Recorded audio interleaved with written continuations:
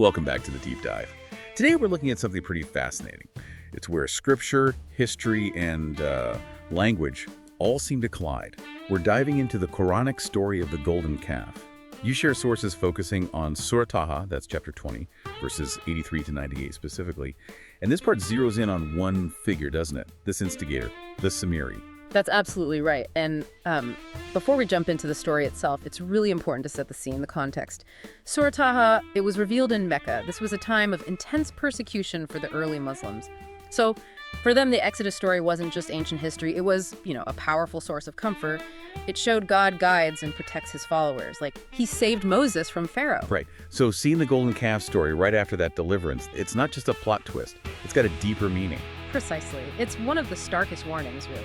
It shows how fragile faith can be, how ungrateful people could be, even after witnessing huge miracles, the plagues, the sea splitting, and then they turn right around to idol worship. That act, it's the definition of shirk, associating partners with God. The one unforgivable sin in Islam. The stakes are incredibly high. Okay, so let's unpack this. We're focusing on this figure, As-Samiri. The story kicks off with Musa up on Mount Sinai. He's gone for 40 nights receiving the law, and he leaves his brother Aaron Harun in charge. But the people, they get restless, anxious. Exactly. And that creates a kind of power vacuum. And into that steps the Samiri. He's not shown as like a leader or an elder. No, the text paints him as a lone figure, cunning, a troublemaker, an idol maker. He's deliberately playing on their impatience, their doubt that Moses is even coming back. And that's a really big difference from the Bible's account, isn't it? Because there, Aaron is kind of reluctantly involved in making the calf. But here, Aaron's trying to stop the people who are being stirred up by this specific guy, the Samiri. That's a crucial distinction, yes. The Quran really emphasizes that this sin is driven by one person's malice, not a leader's failure. Samiri is the tempter, the manipulator. So how does he do it? He starts collecting gold jewelry, right? The stuff the Israelites took from Egypt, melts it down. Yeah. And starts telling people they need a new god because Moses ditched them. Right. But then comes this unique supernatural twist. It goes beyond just melting gold. Samiri claims, according to the sources we have, that he saw the angel Gabriel Jibril arriving, to communicate with Moses. And this is key. He wasn't just watching some guy. He saw a divine messenger. He saw the angel. And he took something. Exactly. This is the detail that really changes everything. He scoops up a handful of dust from the angel's footprint, or its track. Dust of the messenger, literally. And he throws that into the molten gold. And the calf that comes out, it isn't just a statue. The sources say it miraculously comes alive, makes a mooing sound, like a real cow. Wow. Okay, that explains why people were convinced so quickly. It wasn't just gold. It had this fake magic, this sort of life. That's how they could say, this is your God and Moses' God. It makes the deception seem much deeper. It really does. It underlines that this was a test, not about lack of proof they'd seen real miracles. This was a corrupted miracle, designed purely to mislead. And the timeline is clear. Samiri was an Israelite, lived at the time of Moses, part of that Exodus generation, 13th, 15th century BCE, roughly. So he's a specific person from that specific time. Okay, so Moses comes back down the mountain, sees this. He must have been absolutely furious. The sources say after dealing with Aaron, he confronts Samiri directly. And Samiri admits it, but tries to wriggle out of it. He does. He admits it, but gives this thin excuse. His soul suggested it to him. Not his fault, really. Not much of a defense. No, and Moses wasn't buying it. The punishment is severe. And fascinating, actually. Samiri isn't executed. Instead, Moses gives him the sentence of complete social exile. A physical curse, too. Nobody should approach him. And he's cursed to wander around crying out, "Touch me not, la misas." Wow, touch me not. Complete separation from everyone. That's chilling. It shows just how dangerous his spiritual corruption was seen. Like, it was contagious. Okay, but now, let's shift from the story itself to the controversy. The historical, linguistic problem that people point to. Right, and the whole controversy hangs on his name, As-Samiri. Critics hear that and immediately think Samaritan. The people from Samaria. And the problem there is timing, right? Historical chronology. Exactly. The Samaritan people, as that distinct group we know later, they didn't really form until centuries after Moses. We're talking after the Assyrian conquest, the fall of the northern kingdom of Israel, around 722 BCE. Okay, so if Al-Samiri means the Samaritan, then you have this figure appearing in the Exodus story, maybe 700, even 1,000 years before his people actually existed.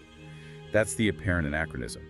Critics jump on this, saying the Quran must have borrowed the name from later folklore, casting doubt on its accuracy. And this is where we pause and ask you, the listener, is this really a historical error? Or is there a solid response from within Islamic scholarship? One that respects the language, the history, and the text itself. Because the answer isn't just to dismiss it, there's a real deep dive into the response. So let's get into that response. The basic position of Muslim scholarship is they reject the anachronism claim entirely. Decisively, yes. The argument is that Al-Samiri is not referring to that later ethnic group. It's either a proper name or maybe a title, an epithet for this specific individual. His name just happens to sound similar to a later group's name. Okay, so how do they break that down? What's the first line of argument? The first, and probably the strongest, is purely linguistic. It's about classical Arabic. The root word. Where does Samiri actually come from? It comes from the Arabic root samara, SMR. And that root, it has meanings like one who tells stories at night, or even a watchman. Now, think about the context. Moses is gone for 40 nights. The community is restless in the dark, figuratively and maybe literally. Samiri steps in. He's the one telling them a false story in the darkness, a story about a new god. He's the night storyteller, the eloquent deceiver working when the leader's absent, using words to trick them. So Al-Samiri could mean the storyteller or the watchman, Yes. not the Samaritan guy. Exactly. And the classical commentaries, the Tafsir, like Ibn Kathir's, they strongly lean towards this interpretation based on the root meaning. That completely reframes it. It's about his role, his character, not his origin. And you mentioned the al prefix, the Samiri. Why is that important? Right, the al. It often functions in Arabic to make something definite, yes, but it can also point to a defining characteristic. Like in English, if we call someone the brain or the fixer, it's a title based on what they do or who they are. So Al-Samiri could very well mean the designated storyteller or the notable watchman known for that quality, perhaps in a deceptive way here, not the man from Samaria. It really seems like the whole criticism could just be based on mistaking a descriptive title for an ethnic label, a basic error. It could very well be. But there are other points too.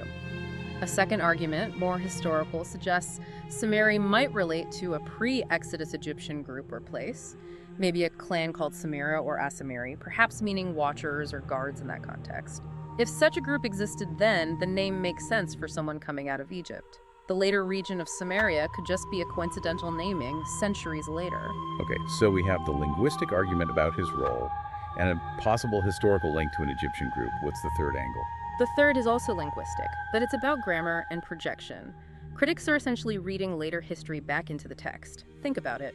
If the Quran really wanted to refer to the ethnic group, the Samaritans, who emerged after 722 BCE, logically, it would use the plural form as Samariyun, the Samaritans, Right. but it doesn't. It uses the singular, Samiri, just describing one individual. The grammar doesn't support the anachronism claim. It's fascinating how this huge controversy, this apparent smoking gun for critics, it seems to just dissolve when you look closely at the Arabic itself. It really highlights how important understanding the original language is. Precision matters. Absolutely. It turns an apparent flaw into a point of nuance about the character, and ultimately, the story's relevance holds. It's a powerful reminder of how fragile faith can be, and Samiri himself, he's that timeless warning. One manipulative person can corrupt a whole community, even one that just saw miracles. So what's the takeaway for us, for you, the listener? This deep dive really shows how careful reading, understanding the linguistics, the etymology, it can resolve what look like major historical problems. The linguistic answer seems much richer, actually, than just saying he was from a place. It does, and it brings us back to that punishment, total exile, touch me not. Which leaves us with a final thought to maybe chew on. If one person's corruption is seen as that contagious, needing total quarantine, what does Moses' specific command for permanent social exile tell us about personal accountability? And maybe even more, about a community's duty to protect itself from dangerous influences, from false leaders or ideas, something for you to mull over.